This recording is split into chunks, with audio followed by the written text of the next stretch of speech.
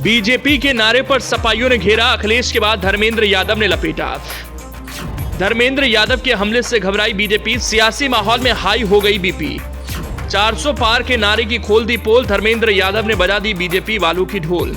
कहते हैं अंत भला तो सब भला, बीजेपी जिस नारे को लेकर चुनावी मैदान में उतरी थी वही नारा बीजेपी के लिए सिरदर्द हो गया है। बीजेपी पूरा माहौल बना रही थी और ये काम भला बीजेपी से बढ़िया कौन कर सकता है। किसी भी नारे और मुद्दे पर माहौल बनाना बीजेपी को अच्छे से पता है, लेकिन बीजेपी ये भूल चुकी थी कि उसके पीछे पीछे विपक्ष जो सत्ता छीनने की कोशिश कर रहा है और बीजेपी को सत्ता से हटाने की जिद पर अड़ा है, वो भी कुछ सीख चुका है। अब बीजेपी के नारे पर विपक्ष ने ऐसा दांव मारा जिससे धोबी पछाड़ कहें तो गलत नहीं होगा।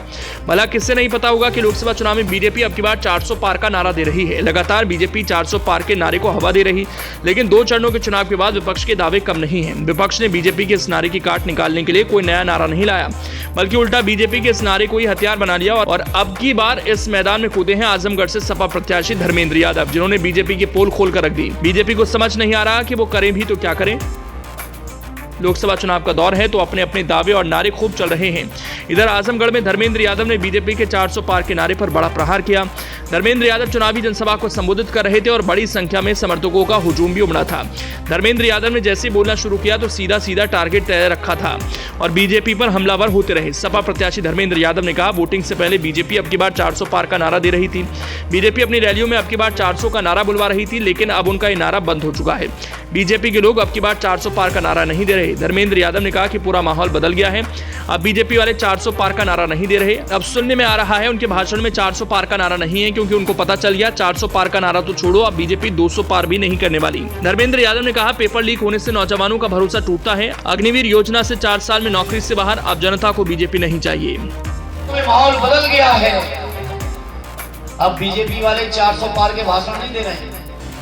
अब सुनना उनके भाषण, 400 पार की बातें हम नहीं कर रहे हैं, क्योंकि उन्हें पता चल गया है 400 पार की तो बातें छोड़ो, अब बीजेपी 200 पार भी नहीं कर पा रही है। हालत हो गई और इसलिए हुई है कि जनता का भरोसा टूटा है, नौजवानों का भरोसा टूटा है।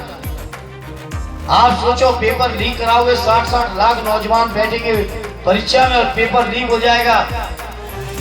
अग्निवीर की योजना 4 साल के अंदर नौकरी से बाहर, तो तमाम जो बीजेपी की नीतियां, इससे जनता का मोह भंग होके अब जनता को बीजेपी नहीं चाहिए। इसलिए इस मौके पर कहूंगा, प्रार्थना करूंगा, निवेदन करूंगा, आने वाली 25 तारीख को जब आपके सामने ईवीएम मशीन होगी तो साइकिल का बटन दबा के अपना आशीर्वाद और समर्थन दे देना। यही प्रार्थना और निवेदन करते हुए अपनी बात को विराम देता हूँ। जय हिंद, जय भारत। दरअसल आजमगढ़ की सीट इस समय हॉट बन चुकी है, क्योंकि ये सीट सपा का गढ़ रही है और आज भी गढ़ मानी जाती है।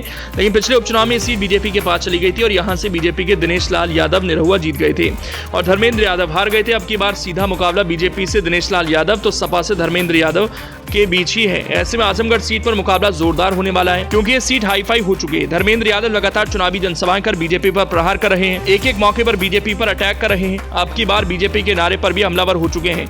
ये सिर्फ धर्मेंद्र यादव ही नहीं बल्कि पूरा विपक्ष कह रहा है बीजेपी ने अपना नारा बंद कर दिया है। अखिलेश यादव खुद कह चुके हैं कि नारे लगवाने वालों का नारा भी हार गया। खैर जो भी हो, विपक्ष को कहीं ना कहीं मौका जरूर मिल गया, जिससे वो चुनाव में लीड ले रही है।